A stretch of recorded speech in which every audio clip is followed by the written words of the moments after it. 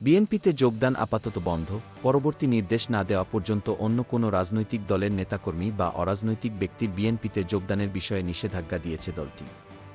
আজ বৃহস্পতিবার সন্ধ্যায় গণমাধ্যমে বিজ্ঞপ্তি দিয়ে বিএনপি এই সাংগঠনিক নির্দেশনা জারি করে। বিএনপির জ্যেষ্ঠ যুগ্ম মহাসচিব রুহুল কবির রিজভীর সই করা বিজ্ঞপ্তিতে বলা হয়, বাংলাদেশ জাতীয়তাবাদী দল বিএনপি এবং এর অঙ্গ ও সহযোগী সংগঠনের সব স্তরের নেতাকর্মীর অবগতির জন্য জানানো যাচ্ছে যে পরবর্তী নির্দেশ না দেওয়া পর্যন্ত বিএনপির ওয়ার্ড থেকে জাতীয় পর্যায় এবং বিএনপির অঙ্গ ও সহযোগী সংগঠনের ওয়ার্ড থেকে কেন্দ্রীয় কমিটি পর্যন্ত কোনো স্তরেরই কমিটিতে অন্য কোনো রাজনৈতিক দলের নেতাকর্মী বা অরাজনৈতিক ব্যক্তিকে যোগদান করানো যাবে না।